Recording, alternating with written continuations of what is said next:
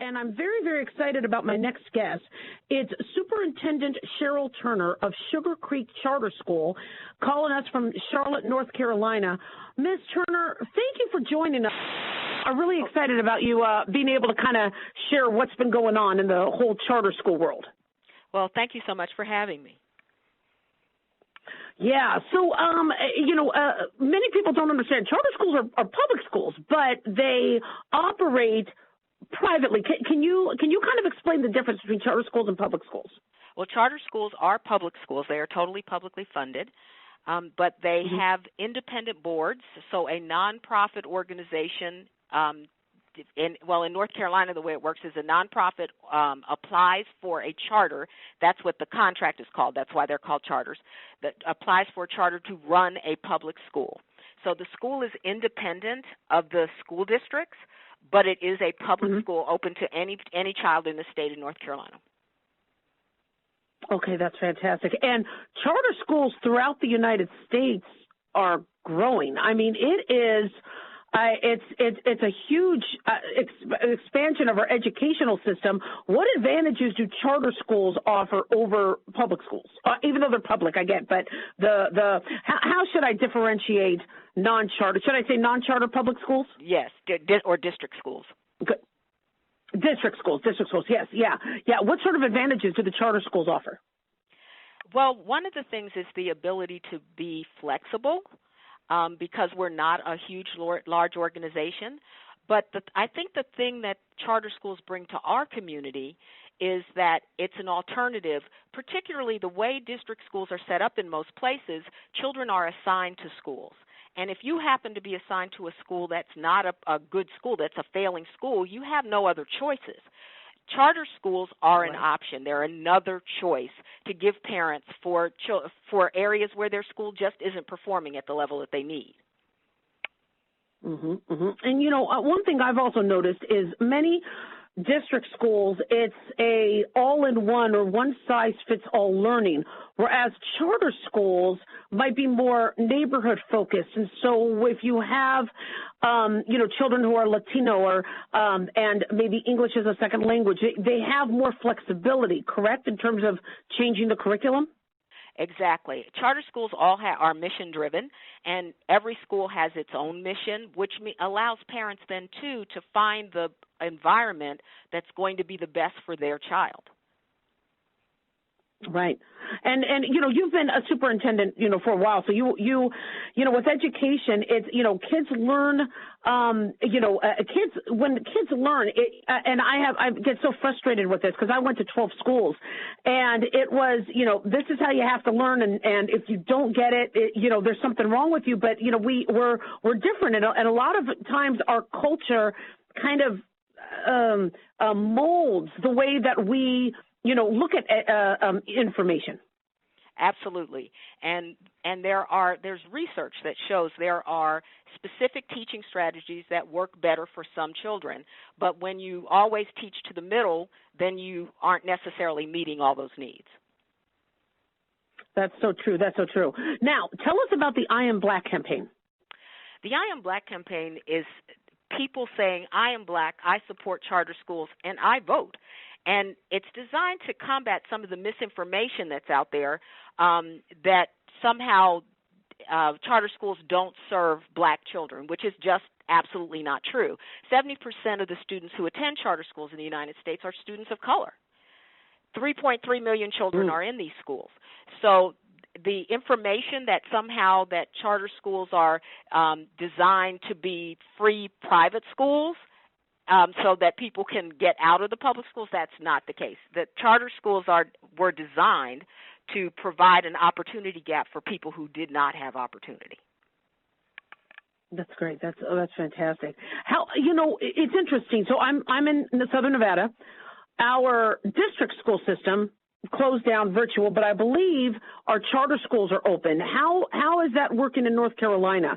Are the schools are the schools open during COVID, or are they virtual learning?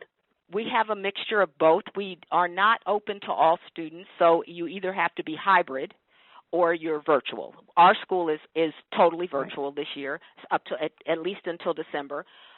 because we had to take into account who our population was. Our children are at higher risk with this disease, and our parents just weren't ready to come back in the building. Plus, there are rules about how many kids you can put on the bus, and 80% of our kids ride the bus. That's true. That's true.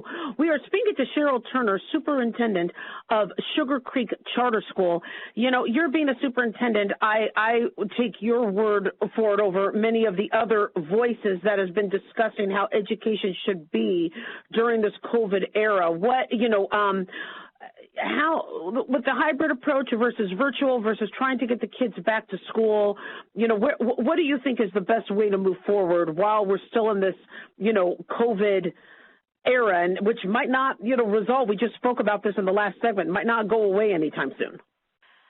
Obviously, having students in school is number one priority. That would be the best option. However, it may not be the best option for safety at this time.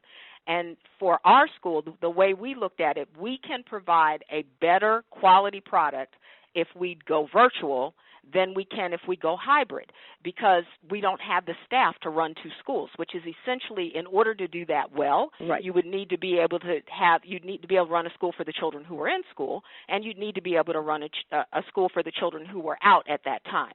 We didn't feel like we could do that as well as we can do providing a remote opportunity. And we have 1,700 children, and we are meeting the needs of 1,700 children remotely. That's fantastic. How about Wi-Fi and internet access with the student population? Have you, in my neck of the woods, we still have a huge percentage of kids not being able to access virtual. How were you guys able to, combat that challenge? We have 1,647 computers out right now.